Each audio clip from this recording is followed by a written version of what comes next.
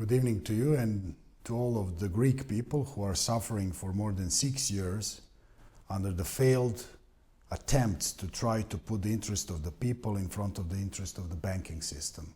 I'm sorry that we are talking now in the shadows of the problems caused by the banking oligarchy in Greece like anywhere else in Europe.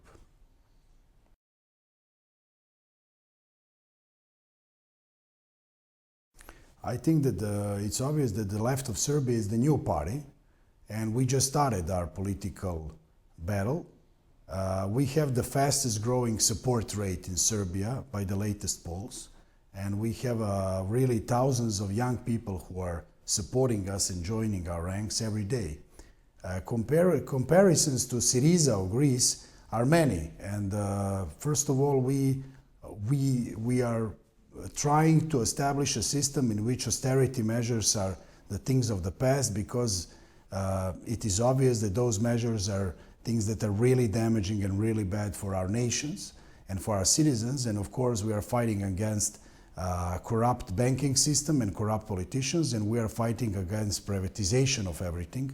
And of course, there are differences between us and Syriza, because in Serbia we still have our currency, luckily, if I may to say, so we will not be pushed so harshly into a situation in which Mr. Tsipras was put, that he was actually put in front of the two choices, like you know, to try to do austerity measures and to try to fulfill reforms through it, and like through stages, or simply to abandon everything and go back to drachma, which was absolutely impossible at that moment. So I would say that it was a pressure, it was almost like a political, financial blackmail, and it was trying to pull the Greece out of the verge of disaster.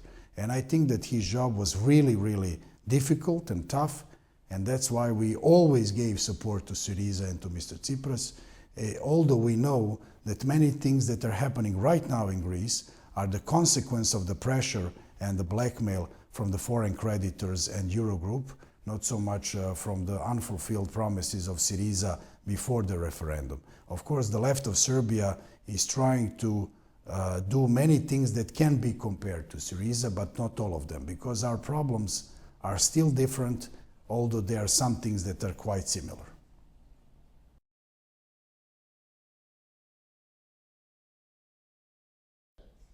Well, it is true, and the whole thing started because I was probably the first Serbian politician that has put back the ideology and ideas back to Serbian politics. For many years we were living in Huntington world of Serbian politics, in which ideas and left and right were simply eradicated terms. So the new spring of new European left has come to Serbia as well. So I think that to many aspects, because we here in Serbia are still watching Syriza and Mr. Tsipras as people who are trying to, you know, to guide the Greek ship through many hardship and through many, many problems under huge pressure of the debt, of the creditors, of the Western governments, especially of Berlin. So we are trying to be on one side of the equal front of solidarity, equality, social justice and social state with Syriza, with Podemos, and I like to call them the newest Labour Party of UK. So despite all the differences that exist between us and Syriza, we still believe that right now for Greek people, if we are allowed to make this comment, we believe that it still represents the strong ideological power that will finally enable Greek people to see its future beyond the banking system, beyond austerity, beyond privatization, and all of the hardships that still proud Greek people are suffering as we speak. Not so many different problems compared to problems that we still have in Serbia. But of course in Serbia, some of these things are probably 10 times worse the things that we are seeing in Greece, because our government is neoliberal government that fully is doing everything they can to push people to austerity, trying to privatize everything, and they know that Mr. Tsipras and Syriza are still really popular in Serbia, and popularity is more than 20% right now by the latest polls I saw, and it shows that people like anti-system measures and parties who are trying to change the game, changing the rules, who are really burdening our people, the rules that we all are suffering under and that we all pretty much learned 15 years ago, and we still believe that you can play the same game by the rules from 2001, 2003.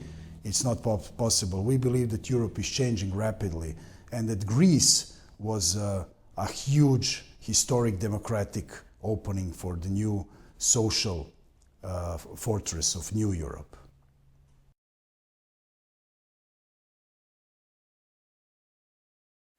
In order for the left of Serbia to enter the parliament, we need to pass the threshold of 5%. Right now, by the latest polls, we are really close to that. Our aim is not simply to pass the threshold. We want to be a big surprise of these elections, because here in Serbia, people are fed up with old parties, with traditional systems, with austerity measures, with privatization, with the huge poverty and inequality that we have in our country. Also, we have Mr. Vučić as a prime minister who is oppressing all the opponents. He is, stepping over the free media and the freedom of speech. So, in some aspects, you can see that Serbia is becoming a society of a huge majority, of one man. So you have some sort of a copy-paste to Mr. Orban or to Mr. Putin or to Mr. Erdogan. So we don't like it, of course, and we will fight it, but we are fighting it with new policy, with new program, which is the program of the new European left.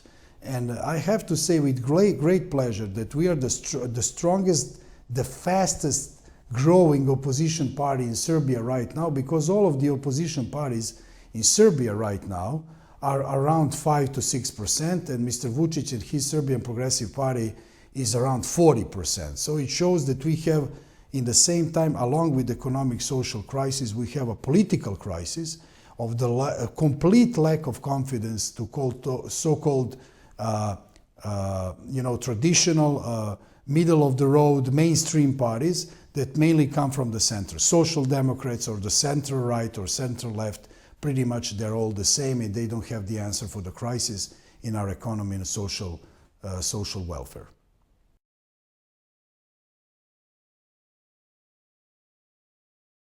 Well, we are trying to collect funding through, of course, under the Serbian law, following all the regulations, and we are trying to do it almost like in 2 months' time. It sounds almost impossible, I have to say, because we decided to form the left of Serbia at the beginning of the electoral process. This is not unique in Europe. We had such examples in Slovenia, for example, or in Croatia. So we are, of course, trying to express the new policy, the new program of the new European left to Serbian people, and I'm really happy to say that gatherings and rallies and demonstrations, I don't know how you call it, in Serbia that we are holding these days almost daily are packed with people. So people are coming in huge numbers to our gatherings. They are supporting us. Although we don't have support of the mainstream media, we still find and manage to appear in controlled media every day, at least for once. And I think it's quite a success. The funds are really scarce, and we simply don't have enough money, but we are trying to collect from small businesses, from individual contributions, and so far I can tell you that we made a miracle. In only 50 days of our party, the left of Serbia, we managed to open 73 local branches of the party, which is 2/3 of the Serbian municipalities, and we also managed to get thousands of people who are flocking and joining the left of Serbia every day. We have started the headquarters of the left of Serbia. We have started the website, the Facebook, the Twitter, and contributions online, and membership online, and all of these things that are necessary. We even managed to make a lot of propaganda materials, to make a video of the left of Serbia, which is a short video, that we will use, and we are continuing with this online campaign. We think it's quite useful, especially toward the young voters. And people here in Serbia are eager to get social justice. They are eager to get equality. We are living in a desperate world, just like in Greece, in which some people are extremely rich, like around, I don't know, 5%, and they're controlling 98% of the wealth of our country. And most of the 95% of the people are mainly people that are pushed to precariat. They're pushed to the lower level. The declassification of our nation is going. So if you're born in a certain class, you're not in that class anymore. People are underpaid, unemployed, economy is in a terrible shape, and we are fighting to get the funding, because without the funding we will not be that successful. Of course, it's really difficult. The big business is supporting Vučić, Mr. Prime Minister of Serbia, and they are supporting so-called reforms, because these so-called reforms are allowing a workforce to be underpaid and cheap for them, so that's why they're happy with this current government. Of course, we hope that these things will be changed in the elections, because we believe and we can feel it on every street corner of Serbia that the left of Serbia is growing, the people are coming and supporting us, so we will certainly be a big surprise of the following elections.